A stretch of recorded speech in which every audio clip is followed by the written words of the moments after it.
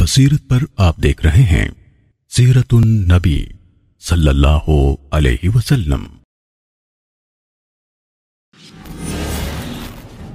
نہایت سخت جنگ چھڑ چکی تھی۔ صحابہ کرام کی جانب سے ایسی بہادری کے کارنامے رونما ہوئے کہ دشمن بھی حیران رہ گیا۔ زید بن حارثہ رضی اللہ تعالیٰ عنہ نے علم لیا اور بے مثال بہادری و دلیری سے لڑے یہاں تک کہ وہ شہید ہو گئے۔ زید رضی اللہ تعالیٰ عنہ کی شہادت کے بعد جعفر بن ابی طالب رضی اللہ تعالیٰ عنہ نے علم سنبھالا اور بے نظیر لڑائی لڑی یہاں تک کہ وہ بھی شہید ہو گئے۔ جعفر رضی اللہ تعالیٰ عنہ کی شہادت کے بعد عبداللہ بن رواحہ رضی اللہ تعالیٰ عنہ نے علم سنبھالا اور گھوڑے پر سوار ہو کر آگے بڑھے اور لڑتے لڑتے شہید ہو گئے۔ اس غزوے کے تمام واقعات اللہ تعالیٰ نے نبی صلی اللہ علیہ وسلم کے سامنے ظاہر کر دیے تھے، حالانکہ آپ صلی اللہ علیہ وسلم مدینے میں تھے۔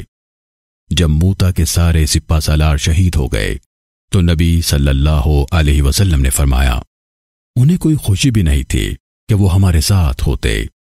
شہادت کے بعد جن نعمتوں سے اللہ نے انہیں بہرور کیا اس کے پیش نظر نبی صلی اللہ علیہ وسلم نے یہ بات فرمائی۔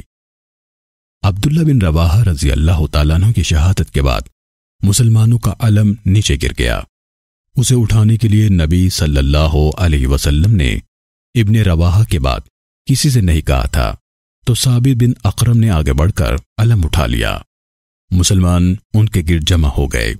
خالد بن ولید بھی وہی تھے۔ ثابت رضی اللہ تعالیٰ عنہ نے خالد بن ولید رضی اللہ تعالیٰ عنہ کو علم تھما دیا تو انہوں نے اٹھا لیا۔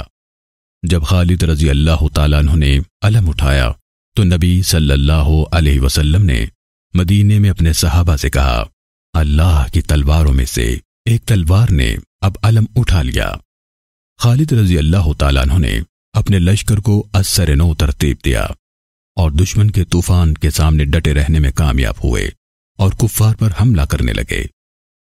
اسی طرح مسلمانوں کو کافروں کے نرغے سے نکالنے میں کامیاب ہو گئے اور پیچھے ہٹتے گئے، پھر بغیر نقصان اٹھائے مدینے واپس آ گئے۔ موتا میں جعفر رضی اللہ تعالیٰ عنہ کی شہادت کے بعد نبی صلی اللہ علیہ وسلم نے ان کے گھرانے کی خیر خبر لی اور اپنے گھر والوں سے فرمایا جعفر کے گھر والوں کے لیے کھانا تیار کرو، ان کے پاس ایسا معاملہ آ گیا ہے جس نے انہیں مشغول کر دیا ہے۔